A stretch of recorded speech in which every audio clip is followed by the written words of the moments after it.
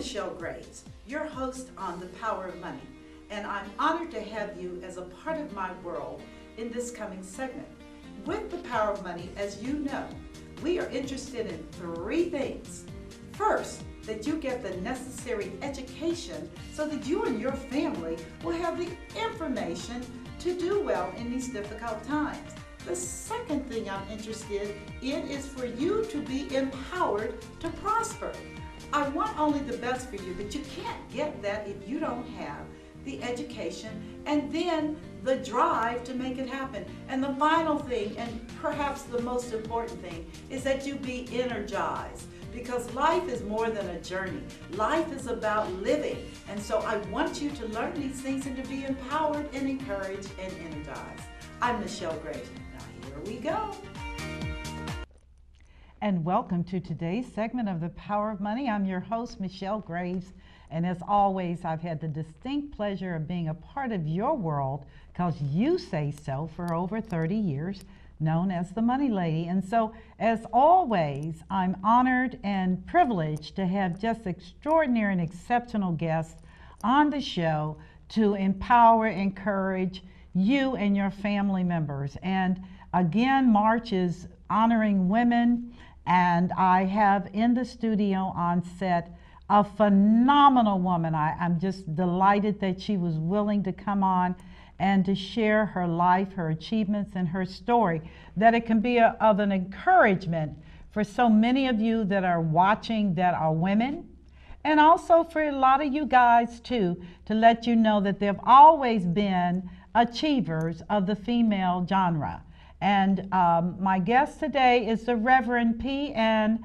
Everson Price. She resides in Cincinnati, Ohio, and I'm going to give you a little bit of background before going into this interview. I was just wondering who you were talking about. Talking about this phenomenal, and it's like, who's she talking about? All right, okay, go ahead. Be quiet. All right, go ahead. Anyway, she's my friend, and I want to do this right. Okay, so she's the CEO and founder of the Saints Entertainment, producing gospel and Christian events, and PN Entertainment, where she does producing wedding receptions, award shows, and corporate events. Just in terms of some of her many, many acknowledgments, I'm going to say the most powerful presentment that I had a chance to be a part of, to watch. She recently received President Barack Obama's President's Lifetime Achievement Service Award for just a life of contribution. It's the highest honor bestowed upon a citizen for their contribution to our nation. I was honored to be amongst her well-wishers for that honor. It was profound, and it was so richly deserved. She's, of course, been involved in Broadway productions. She's also, for 19 years, and this is something that many people may not know, but she served as director and mentor for young people each week between the ages of 5 and 25 years of age as the director and founder of the Cincinnati Super Choir. And let me just share with you, if you've not heard them, boy, you're missing out on something, because they are amazing, and they honor her, and because she is a perfectionist in her art, they do well, very well. Some people call that just being bossy, but. Are you gonna Okay, I'm sorry. Okay, go ahead. Okay. She has also worked for and been advisor to Cincinnati Ballet Symphony Orchestra. She's opened for gospel singer Kirk Franklin and has sang twice for then Senator Barack Obama. One of her distinguishers, again, is she holds a record for being the first African-American female with a salary position as host of a midday gospel program on an R&B station in Cincinnati, Ohio. Celebrates 34 years in broadcasting, and is currently the radio host of the midday show, 3 to 6 p.m. on Cincinnati's only 24-hour urban gospel station, 1050 a.m. and 103.1 FM. On the personal side, she's a wife and mother to 3 grown children.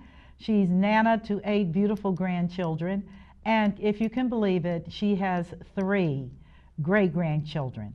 And I must say, I didn't even know the 3 great-grandchildren because she is just such an effervescent personality.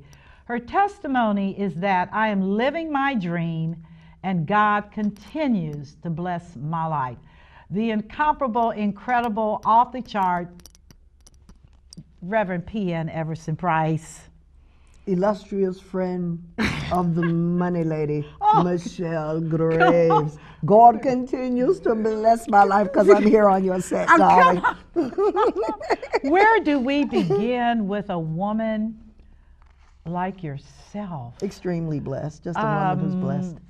We say that, but for many, and people use that term. They use that term often. And I say that with no disrespect intended to you or anyone else. People say, I'm blessed, I'm blessed. No, I'm really blessed. But tell. I'm blessed with 2 exclamation marks. I'm blessed. As you mentioned, my mom, we celebrated her 95th birthday. That is extraordinary. On this Sunday. I am blessed. 95 because my mom is still years here with old. me and still bossy, still running things, and will still call you up on the phone and say, where you at and how come you haven't been over here today? She's still very bossy. I come from a long line of bossy women. I can't wait to be like her when I grow up. Gonna say. I am blessed, as you mentioned when we were at the birthday party. Yeah. I was holding my latest little great grandbaby. Oh my and God. I have 4 because Amber married a gentleman who has a son. So we have 4 great grandbabies. And to be able to sit there at that party while I'm holding my great grandbaby, while Amber is standing next to her, while my son is standing next to her, and then my mom is sitting next to him. It's like, look at all of these generations and look how God has allowed this circle to come around to be at least enough in my right mind that I can say this is my great grandbaby and still know who I am. Oh my goodness, blessed. yes. And to have all of the family there, and I'll be celebrating 35 years in broadcasting. People still allow me the opportunity to come into their cars and their homes and their businesses after 35 years of doing this in October. Amazing. I've known you for such a long time. I'm telling you, I'm just saying blessed. You've been such just an ever presence in so many lives, and you'd be amazed at the impact that you have had on so many people's lives, because people need to have hope. Yes. They need to have hope.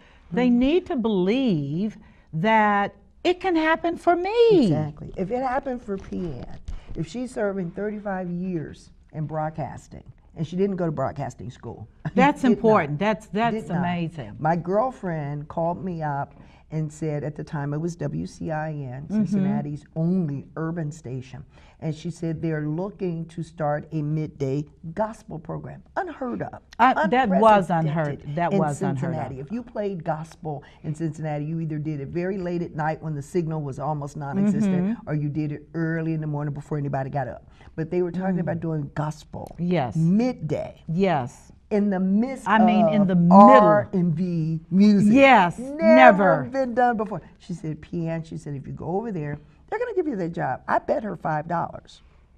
They would not. I said, I'm not going to broadcasting school. I don't know anything about radio. So I went over there to purely collect on a bet. Okay. And I got there, Lincoln Ware. Okay, was there, yes. And he said, let's go back. So we looked at the knobs and everything that was in there. All I knew was how to turn it up, how to turn it down.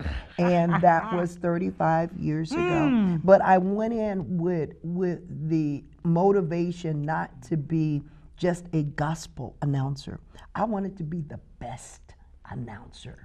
And I think that's important. You wanted to be the best. I didn't want to go in there and just use me for gospel. First of all, I'm up with the big boys. I'm at 12 o'clock. So I've got to be able to do the weather. Today it's going to be partly sunny. And tomorrow 76 degrees. But right now, currently, under sun-filled skies. I wanted to be able to say that. Yeah. I didn't want to have to go in there and say, today the rain is going to come. Yes. Yeah. Because when you were gospel announcers, you were gospel all the time. You were preaching all the time. Well, I wanted to be able to go in there with the love of God in my heart, I wanted to go with an encouraging and an inspiring message. Yes. But I wanted to go in as a professional. And as a result of that, I went in starting at 12 noon.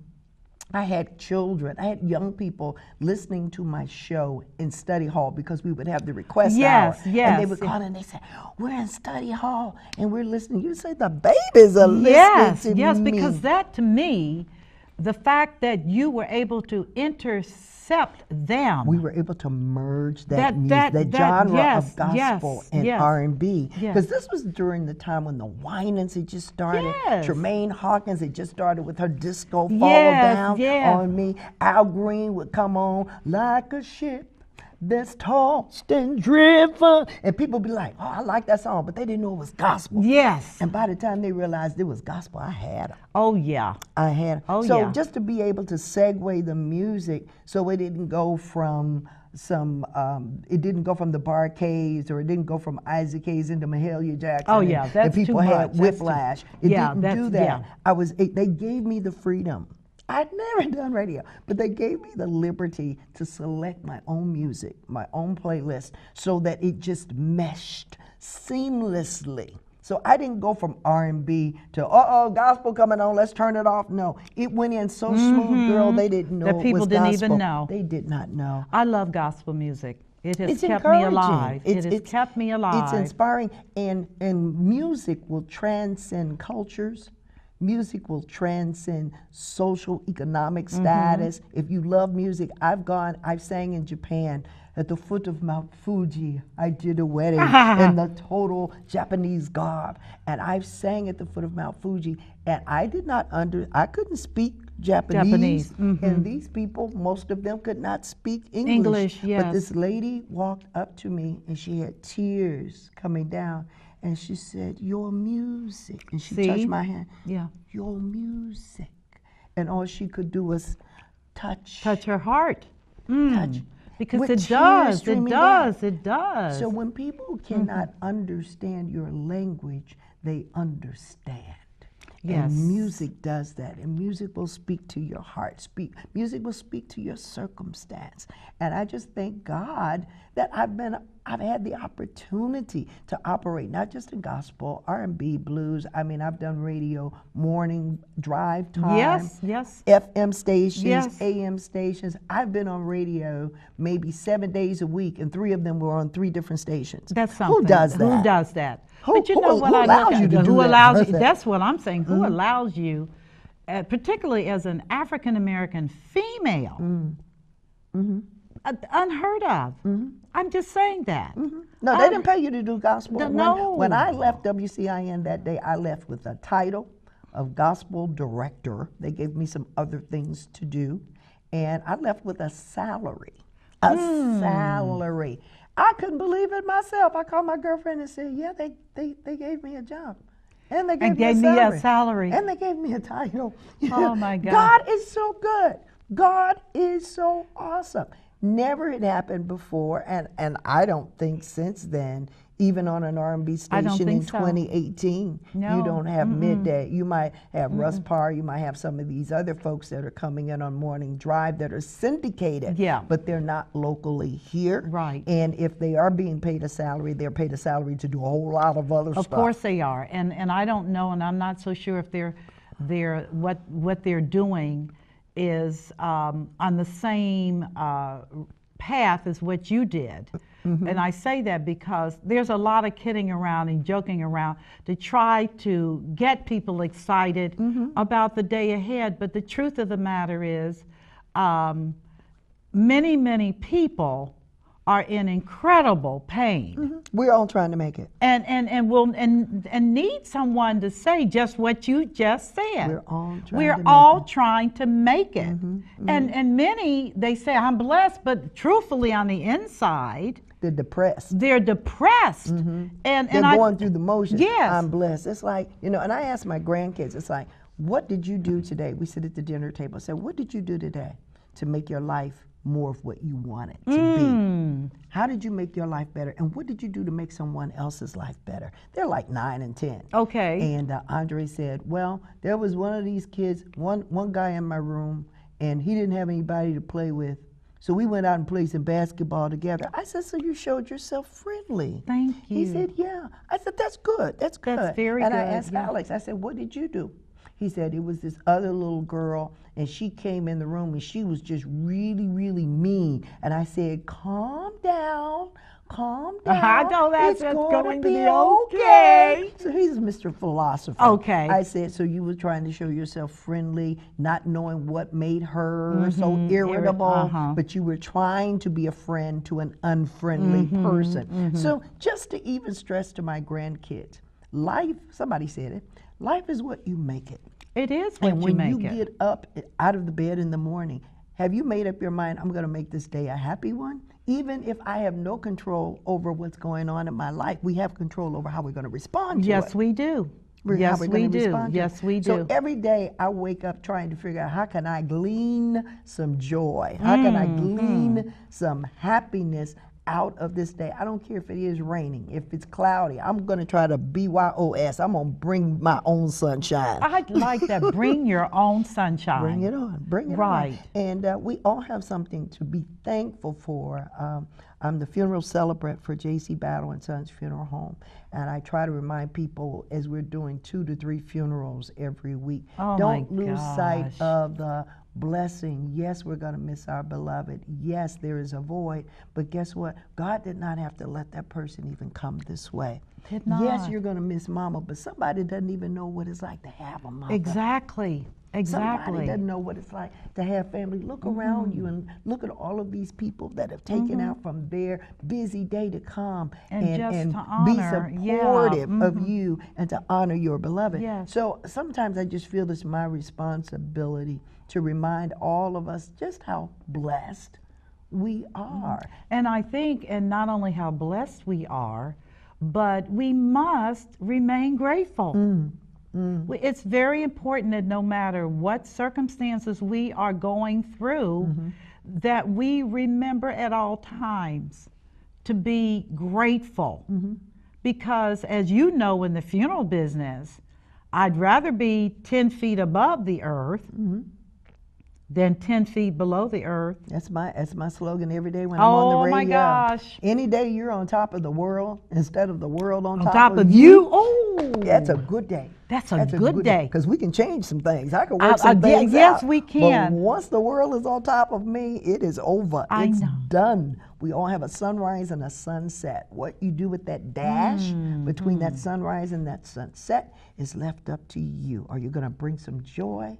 Are you going to bring some encouragement? Are you going to help somebody along the way? What will they say about you when they when they hear that you have transitioned? Right. Will they say, "Oh, I'm going to miss her. Oh my goodness, she encouraged me in so many ways." Or will they say, "Good," because they were mean and nasty. They were a despicable human being. You know, no, I don't want that to be said about me. But what I want to do is genuinely give, genuinely love, genuinely care about my brothers and my sisters.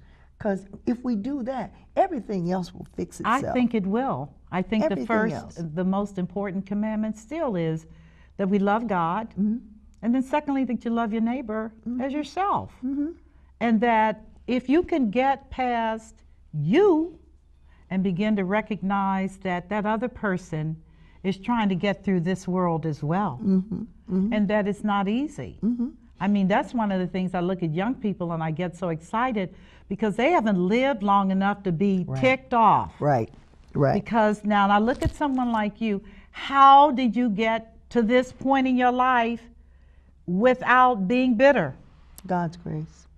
Talk about that. What do you mean by that? God's grace. Because there's so much that has happened. We're in the month of women, and I had you on because you're such a powerful, humble woman in terms of who you are. And to the outside world, it looks like, oh my goodness, look at her, you know, dressed in red, no less, fire. But have you had down times? As a minister of the word, God has given me the ministry of counseling to broken women. And that's counseling to broken women. That is amazing. Whoa. Even how that came. I'm a vocal coach. Okay. So I had women booking time to come because they thought they wanted to come for vocal coaching. Okay. But in the midst of vocal coaching, it's also my job to ask you, what do you see yourself doing 2 years from now? Do you see yourself on stage 2 years from now? Do you see yourself doing theater? Do you see yourself doing a project? Do you see yourself in Dollywood? Do you see yourself performing on a cruise? Or do you just want to sing to your husband? Or do you just want to lead a song at church one day when they manage to give you a song? And in the midst of the conversation, you will find out that women are going through things.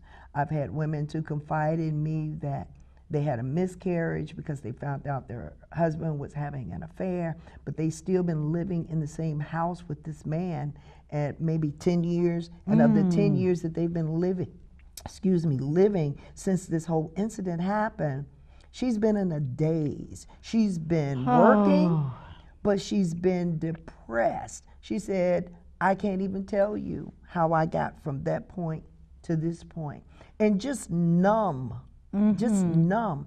And to be able to talk to that person and talk her through the pain, because she's never talked through the pain. Oh my goodness. Okay, so She's that's never still even locked in. Still Okay. in there. Okay. Still in there. Okay. And to be able to talk to her, talk her through the pain, talk her through acknowledging what is really bothering you, what you've held on to. Yes, you still hold him responsible for the death of your baby. You can't change that.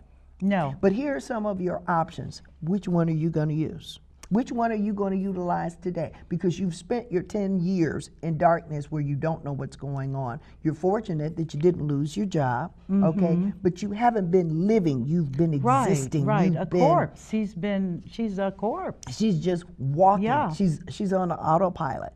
So how do we help you get your groove back? How do we help you get your life back? How do we help you get the joy back? And when I talk, excuse me, to women like that, and they're women that have come to me and maybe their husband is going through an affair and she know he's going through an affair. He's told her he's going through an affair. Oh my goodness, he's told her. At 2 o'clock in the morning, I'm at her bedside at the hospital because her blood pressure has dropped because the stress is taking such a strain and a hold on her. She's about to die. And you let her know, honey, you have something to live for.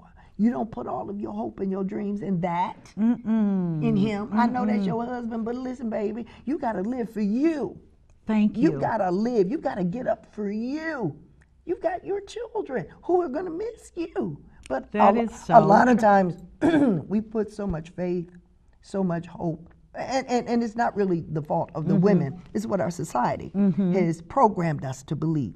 That you're going to get together, you're going to meet this guy, you're going to fall in love, you're going to live happily ever after. That's the biggest crock of... Isn't that just... But nobody told us that. So we had to learn, we had to live and believe that if you are fortunate enough to have a partner and you all can find some things in common and you can produce a family or you can produce a business or you can coexist, and if you can get 70, 80% worth of joy out of that union, out of that partnership, you are ahead of millions. But never ever be foolish enough to believe that it's going to be 100% all the time, because it's not.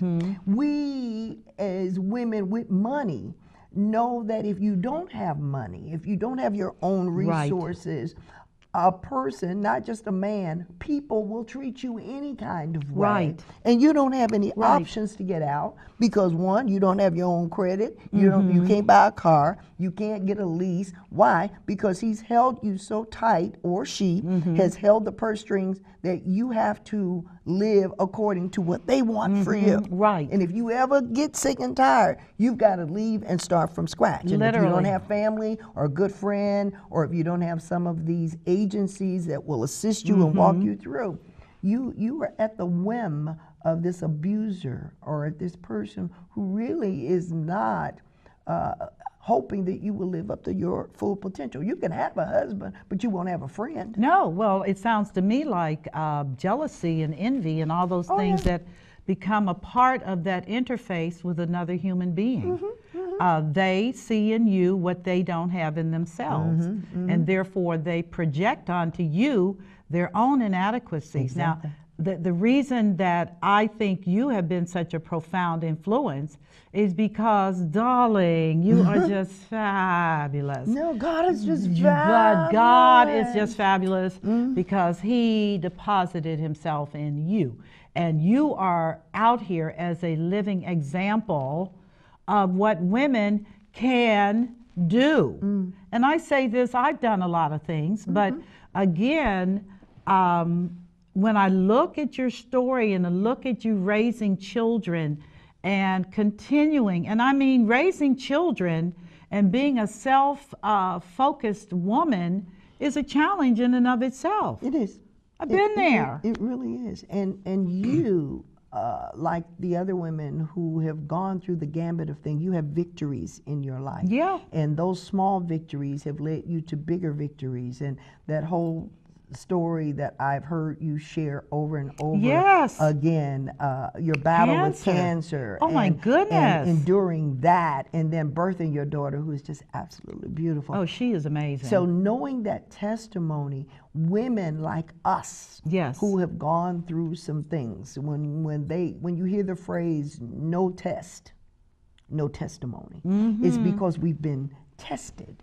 And we've had an opportunity to give up, just like many of our friends. I told myself I was going to have a nervous breakdown after my daughter got older. I said, I've just got to have this baby. I've got to have a healthy baby. But my husband ran off and left me, and we were starting this business together. I had 2 other children, and I'm trying to be all that I can be. I'm standing in a food stamp line, 8 months pregnant. And you know what happens when you stand in anywhere and you 8 months pregnant and you say, excuse me, I got to find a restroom and I'll be right back. And it's 5 o'clock in the morning. This was back during the time. I understand. If you were down at the welfare office, you were in line at 5 and 6 o'clock in the morning. At 5 and 6 o'clock in the morning to use the bathroom because my husband said, I'm not going down there telling them people all my business. Yeah. But I had 2 other children at home. Right. I needed to feed. But he didn't have no problem eating the food that the food stamps bought, but he wasn't going to go down there. But I did what I needed to do to provide for my family. And it's like, soon as I have this baby, and she's going to be, I'm going to have me a nervous breakdown. Girl, tell me I'm about go. it. I'm not going to take a bath. I'm not going to comb my hair. And I'm just going to sit around and slobber and feel sorry. But you know what? I have spent so much time living. I have spent so much time being blessed. I have spent so much time enjoying life and my children and my grandchildren. I have yet to make an appointment for that nervous breakdown. Girl, thank you. And I'm going to tell you that mental disorder called nervous breakdown didn't have time for you either. Because the playing field is full of people that are on that edge. And some of them don't come back. And well, my sister, who spent a lifetime dealing with that type of thing, she said, whatever you do, don't let your mind go. She said, because once your mind goes, that's it. Exactly. Do you feel that the experience as a Black woman, particularly after seeing Black Panther and Wakanda? I want to be born. I want to be born, darling. Yes. Oh, that was a bad sister. Yes, it was. Wakanda forever. I've seen it 4 times. Girl, I saw it in New York, saw it here. I was just like, I've seen but it what 4 did times. that do to you? First, it just reminds you of the pride that we should have. Yes. As people of color. It reminds me of the value of family. It reminds me of the value of love between human beings. And it reminds me that we all should have that type of pride, that level of concern for our country, like they did for Wakanda. Yes. And as the general said, I cannot leave because I serve that throne, no matter who's sitting on it. I serve that throne. That was so powerful. Wasn't that profound? When she said that, I just said, that's exactly where it is. So irregardless to who's on the throne, I serve that. But for her to say, I love him and I love my country. And she said, then serve your country. She said, no, I'm going to save my country. Yes. And right now, there are so many things going on in our lives that we need to save in the culture and the life that we love. And when you look at your children and say, is this the type of country we want to bring our kids up in? And if it's not, somebody ought to stand up and say, hold up, wait a minute. This is not our values. This is not our traditions. You're not honoring our customs, our traditions, our way of life. Right. And you just can't come in and pull up everything by the root, because if nothing else, we know the difference between right and wrong. I may not always agree with you and how you do things, but when it comes to integrity, there is no gray area. Either it's right or it's wrong. It's either the truth or it's a lie. Yep. And if you know it's not the truth, somebody said it. If you don't stand up for something, you'll fall for anything. You'll fall for anything. Yep.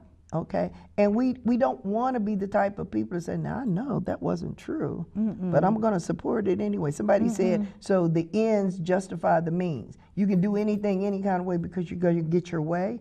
No, that's not what integrity is. That's not what being God or Christ-like is. Right. That's not how we were raised. Right. And those are not the values that our country is based upon. So how do you raise your children to know right from wrong when everything around us, even from the leadership, is saying it's okay to lie, it's okay to project things that are not true, it's okay to betray your country, it's okay to betray your wife, your fellow American, it's okay to betray your wife. Yeah. You know, all of these things are okay. So we're living in very challenging times, but we as women have always been enduring challenging times. Isn't that the truth? Always. Oh my gosh. Always. I mean, really. Always. So and I think black women even more so. Oh, even more so. I mean, even more so, because we birthed out of our wombs, and people don't like to talk about it, but the fact of the matter is that we birthed out of our wombs a nation of people that built this country. Absolutely, absolutely. And to see your children gone forever, to know that you didn't even have any kind of rights as a mother. Right. Gone, never to be seen again. And I have had white friends say, well, that was then. And I said, but we are the product of then. Yeah. That's reality for us. Absolutely. We can look back and see our grandmothers and our great-grandmothers, how they suffered and how they hung in and how they kept that hope that we would be better. Yeah.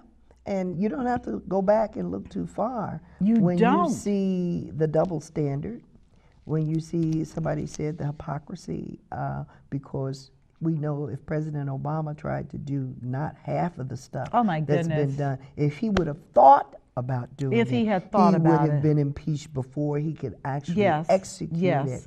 And so the hypocrisy of the double standard, and he was a man who loved his country. He was a man that even if you didn't agree how he was doing it, he represented all of the people, all of America. So to be able to sit here and observe and said, okay, all right, we got to hang in there till things get better, and they will get better. I believe that. And just remember that it's just another storm. It's another storm, and we've come through deeper and darker times. I think we have. Than this. I think we have. But I think through love, through strength, through courage, as was evident in the Black Panther, we can conquer. My gosh. We can conquer. We can make a comeback. We can remain strong. Yes. We can remain strong. God never said it would be easy. No. He never did say people wouldn't lie on you. He never said people wouldn't disappoint you. But we as a nation, particularly, excuse me, we as women, just need to hold on and look back at our history and look at Madam C.J. Walker, oh my goodness, back during that time had her convertible car and had a vision and had a dream, and when she woke up, she made that thing happen. She did. And it changed the world. It did. And my thing is, when was the last time you had a dream? When was the last time you had a vision? When was the last time you worked on that? When was the last time you acted on that? I remember after one divorce I had, I forget which mister that was, and I said, you know what, I'm going to change. I'm just going to start my whole life differently. And it starts from the moment I get up out of the bed. I would usually get out of bed on the right. Well, that morning I got on the bed out of the left. Yes. And I said, wow, I wonder what it would be like to drive a limousine. I think I'd be a cute limousine driver with a cute little hat and the cute little sunglasses. I immediately found a friend who had a limousine company. We went down to Union Terminal. They let me drive that limo around Union Terminal till I learned how to master it. And the next thing I knew, I was driving limos for weddings and graduations and this kind of thing. And then these two guys must have won the lottery. And they rented the limo for like 10 hours straight. They didn't have any friends, didn't have anybody. And we must have hit every low-income district between here, Dayton, and Middletown. And we would just let the kids get in and I'd ride around the corner. I would go to lunch for an hour, and I would sit at the other end of the restaurant and said, I'm at lunch, don't talk to me. And I did that, and I think that's when I got over that whole, the limo excursion experience. But it was cute. I was cute. I really did. But I think that every day we have an opportunity to recreate ourselves. Well, according to the Bible, every day is a new day. Every day. And it's a fresh start. Every day. But if we're stuck here, and this is what I share with women, because I'm very into women's empowerment, have been all my entire life. Why? Because I was a feisty little alpha female girl. Did you say what?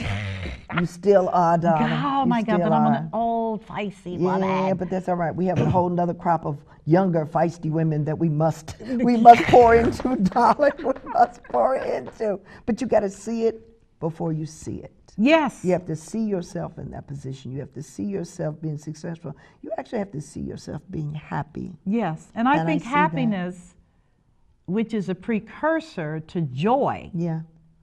Because happiness is transitional and comes and goes, but when you absolutely have a confidence that God loves you, the joy of the Lord will be your strength. Will be your and strength. will take you through. Yes. It will take you over. And that joy is not predicated off of how much money I have. And isn't that position, wonderful? Or which husband did what he was supposed to do, didn't pay child support. It doesn't matter. And I'm so glad that even at this point in time in my life, I still believe in love. I still believe in marriage. I have not let the disappointment or the inability of people to follow through, because people will lie to you. Oh my gosh, will disappoint you. And they will sell you a whole bag of goods like somebody else in that White House. They will tell you things that they know they have no intentions of following through on.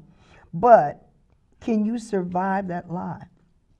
Can you survive that disappointment? Right. Can you get through it enough to say, now, daughter, and you sit down with her and say, now, daughter, I know you in love today, and congratulations, and enjoy being in love. There's nothing like being in love. But baby, let me tell you something. If you live long enough,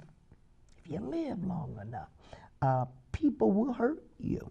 Yep. People will say some things to you, and they won't follow through on it. And I'm not trying to throw a dash. I'm not trying to rain on your parade or anything like that. But after a lot of research, I can truly say. In life experience. Yes. There's something wrong with all of them. Yes. None of them are perfect. Nope. But there's something wrong with all of us as well. Yes. We're not perfect. Yes. And once you learn that and not buy into all of the malarkey that we hear in society and on TV, and I remember when we were growing up and I used to try to be like Donna Reed. I thought when I first got married, I could wake up, put my makeup on, and send my husband off to work, put my heels on, send the kids off to school. Girl, that didn't even work for 6 months. It's like, who does that?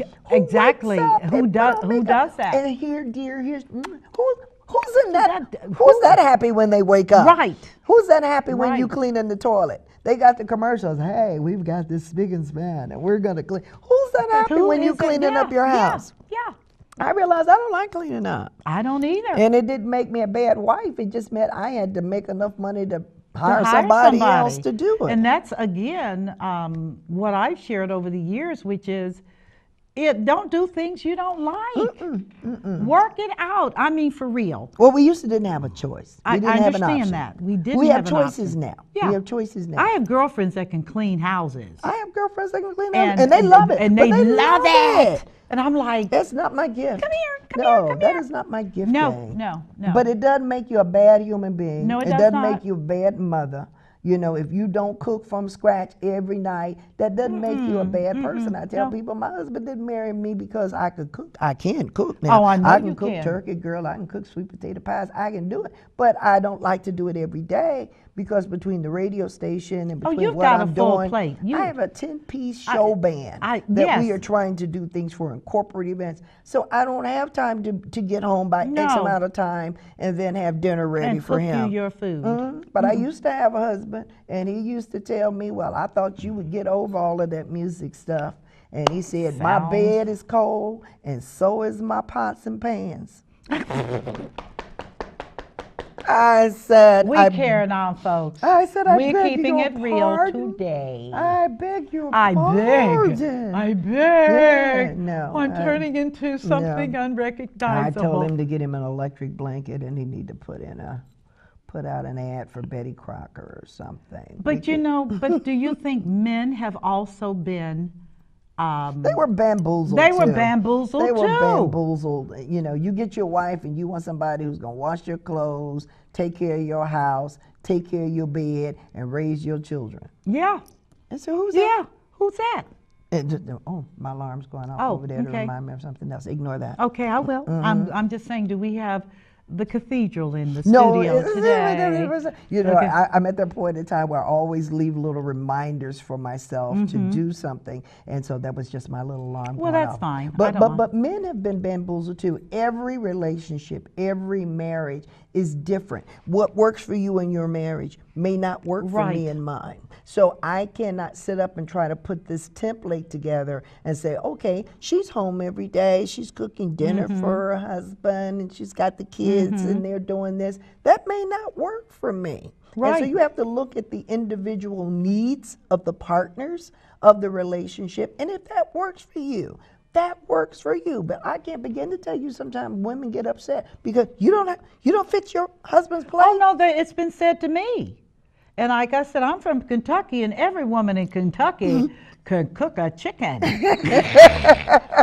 that chicken and pluck him and throw him in the pot and boom, and then cut him up and fry him. Right. And I'm like, I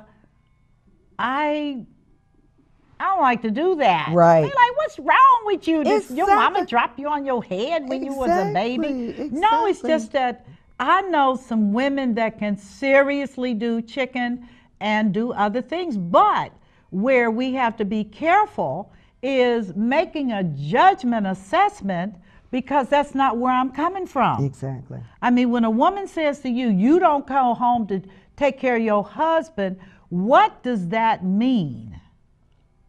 It depends on her upbringing and where she's coming Okay. from. So it's really a conversation that every partner should have before embarking on this partnership. Are you expecting me to prepare dinner every day? Because with all of these wonderful restaurants that we enjoy, why am I coming home to cook every day? I enjoy cooking, but I don't enjoy cooking under pressure. Right. I like to be able to cook where I can take my time and fix my husband his favorite meal, and then we can sit back and enjoy and maybe have some friends over. But if I don't have that luxury, if I don't have the luxury of that time, then darling, let's go. I mean, we've got 5 or 6 restaurants we can choose from, or get carry out, and I will meet you at home. Or at worst, and I share with people, if your economic circumstances allow, there are women that'll fix food for you. Absolutely. Box it up and bring it over to your house. Box it up and bring it to you, and you will eat wonderfully. But my concern has been the toll that the stereotypes have taken on the hearts and souls of so many women. Of course. Because the expectation is expectation, societal, church, husband, that this is what you must do to fulfill a definition of a good wife, of a good mother, wife. And yet the economics that we're in today, and economics is real big with me, is that how can you expect to put all these demands on a human being? I just read an article where the average woman works 70 hours a week. She works 40 hours on her job and then another 30 hours doing all the things that are, quote, defined to make her a good wife. I just read this article. I think it was the New York Times. Of course. But I said to myself, anybody that's doing 70 hours is a cadaver. Is a tired individual. Tired. How can she? Simply and then he tired. wants bed service. Of course. Of course. Rubber doll time. It is. He's tired, but you know, it's the same manipulation that comes with this is the December. So start preparing for that day, that deadline, to get all of the gifts that you have to get for all the people. It's manipulation. And once I realized I was being manipulated, it's like, oh no, I will gift all year round. And I will give to those that I love. Yes. But you will not put me on a deadline and put that stress on me so that I do that. So my grandkids know. Nana may get some extra stuff after Christmas when it goes on sale, but Nana is going to give all year round. Now I'm going to come to your house and we're going to enjoy Christmas dinner and things like that. But I refuse to be manipulated, corporately manipulated, that I'm just going to add to your bottom line. And you keep coming up with a holiday because you want me to feel the burden of being a good mother. And if I don't get this for my children, I'm not a good mother. Right. And if I don't get that for my husband, I'm not a good wife. And if no, malarkey. We're gonna provide for our family. I'm gonna get you something. We're gonna eat. We're gonna be happy. But I am not going to be manipulated like that. Well, I really believe, though, that this younger generation of women need to hear this. Absolutely. They need to hear this because the race to get a man, then it becomes a race to get a husband, and then it is to fulfill all these things that society says you were supposed to feel to be complete. Yeah, and again, I have to define who is society. Well, society is basically hierarchical and male dominated. Yeah, of course. So it's about fulfilling those needs. Now we're into a real shift. And I'm sure you're aware of it, the Me Too movement. Of course. Of course, which is for black women. That's not a new story. That's not a new story at all. When I was reading the history of the Black Federated Club of Cincinnati, and how that originated in the 1940s, and it all came about because someone in the news said black women were only good for two things: cleaning up the house and having sex. Yeah. So that brought about this movement to educate young black women to say these are the options that you have. You're young, gifted, beautiful, and black. But until we get comfortable trumpeting our own abilities and our own giftings, we're going to be dependent on other people to do it for us. Right. Stop that. And when we do our Friday chats, say that to your viewers. Stop that. Stop that. Just stop that. When we talk on our chat, last Friday, one of the things that we talked about was, as a woman, if you never get married, you're still wonderful, and you are still complete, and you still bring something to the planet. If you never have children, you are still wonderful, you're still complete, and you still bring something to the planet. Stop allowing. That's what we do. Stop allowing people to speak that into your life. Well, what's wrong with you? You 30, you're not married yet. Right. You 42 and you've never been married. Right. And I'm happy. I have women. I am not married and I'm happy. It's okay. So now we feel the need to put this disclaimer, I'm single and I'm happy. Yes. Because we've allowed people to make us feel, our parents, to make us feel that you are a career woman, honey. You know that clock is ticking. Don't you think it's time that you start a family? I've been there. I've been there. Stop allowing people to dictate to you. I'm serious. But the church, and I have to say that because I came out of that traditional. I'm in there every day. I know that you're in there but every day. But they don't welcome me like they. I'm not welcomed everywhere because I bring the truth. Which is, you know, I you bring got, the truth. look at this. Look at this sadness. It is. It really Tell me, is. what do you think distinguishes, because I had a white woman who I love, Ginger was on earlier. Mm-hmm. What do you think distinguishes the cultural experience of black women from the cultural experience of white women? Because even with the Black Panther, that was a black cultural experience with a ton of black women. What do you think distinguishes our experiences? Basically, the way that we've been raised. Okay. What we've witnessed our mothers going through. What we've witnessed our mothers going through. Other women. I remember at 15 when I was with the band and we were having rehearsal, and one of the young ladies was an airline stewardess, and she came into one of our rehearsals and the guys were running around getting her a chair and blah blah blah. Let's get her a chair. Can I get you some water? Can I get? And she was fine. She was fine. But you know, back then, what were we talking about? Over 40 years ago, if you were airline stewardess and you were black, oh come on, you were fine. You were fine. So when she came in, talk about a brick house. So when she came in, the guys were just all over themselves and they were trying to get her a chair and they were, you want a Pepsi? You want something to drink? She's like, nah. And it's like, how did she get power like that? I like that power. I like that power. Note to myself, have power like that one day. Yes. But then when I was 12, and I would notice this young lady who lived across the street from us, and she had 4 children. And every Friday, her husband would stumble up the street, usually intoxicated. Every Friday. Every Friday. Every Friday. He would stumble up the street. And this was back when everybody had their windows open during the summertime. And you could hear, so because you we could didn't hear have air everything. conditioning. We didn't have air conditioning. So anything that was going on in your house, every time your mama would beat your butt, everybody would be outside and be laughing. So when you come outside, they're going to tease you. Well, the same thing applied to women who were being physically abused. So he would stumble home every Friday. And somewhere between that time he got home and 2 or 3 hours later, there would be a fight going on in their house with breaking dishes and blah, blah. And you could hear the tussling. You could hear the scuffling. You could hear the cussing going on. And then he would stumble back outside the door and stumble on back down the street. Now, even at 12, I recognize it's Friday. He's going to be stumbling at home. Why is she letting him in? Right. But she had 4 children. Right, and she didn't have a job. And she didn't have a job.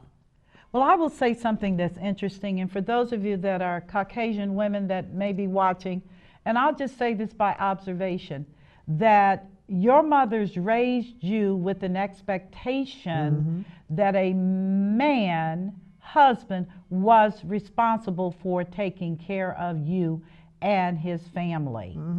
That was, and that you were responsible for making his life easy and simple. And I will also say that is not the story with African American women, because our lives were predicated upon the reality that we may very well be having to take care of our children alone. Comes out of slavery, period. Need you to get that, because a lot of white women do not understand why black women are so strong and this and that and the other. And I'm like, excuse me, I'm not going to get run over by a truck. Right. But when I go into schools, and as I do the segment about history, and I do the auction block. And I have the kids involved in that because they think it's funny. And we have a young lady right here. She's going to be strong. She'll be able to work in your kitchen, and she'll be able to work in your fields. Can I get 50? Can I get 75? And I had white and black kids up there. And then when I finished in the whole, and I go into schools all around, and they're just laughing. I said, now, would that be funny if that was your sister? Oh, my goodness.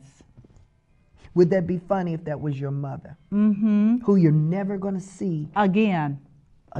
Would that be funny if that was your baby brother, who you're never going to see again? So our culture, our history is full of children that we've birthed and we've watched taken away from us. Yeah.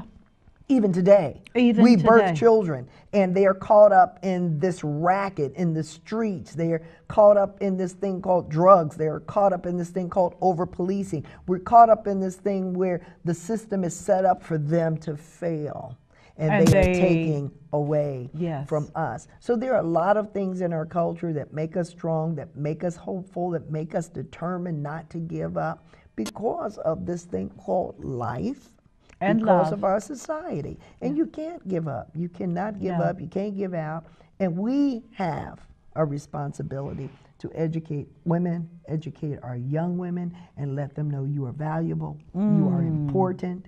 God has gifted you with something that He hasn't given to anybody else. And I don't care how difficult it is, I don't care how challenging it is, there is a purpose for your life. They used to tell Oprah when she was in there, you know, if you weren't so dark, you know, if your nose wasn't so wide, you know, if you would lose some weight, you could do well in TV. Well, Oprah did not listen to them. Amen. And where is Oprah today? So there are some Oprahs out there. There are some Pians. There are Michelles out there. And I don't care how difficult it is. I don't care how challenging it is.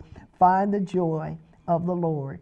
Keep it moving. And don't allow them to speak the negativity. Don't allow them to even speak to you when they say you can't. Say, darling, greater is He that's in me than he who's in the world. And I can do all things through Christ. A-L-L-L-L. All things through Christ. And whenever you believe you can't, remember this show. Yes, you can. Our time is up. I hope you all, yes. I hope you all have enjoyed this intimate dialogue with my beloved friend who's so gifted, talented, Reverend P. Ann Everson Price, headquartered in Cincinnati. And I have a website, PNentertainment.com. PNentertainment.com. You can find me on Facebook. Yes, you can. At P. Ann Everson Price. Yeah. And on that note, we conclude today's amazing segment of The Power of Money. Again, I'm your host, Michelle Graves. Thank you for listening in, being a part of this amazing dialogue with this remarkable woman. And I'll see you soon. God bless you and keep you. God bless. Bye-bye.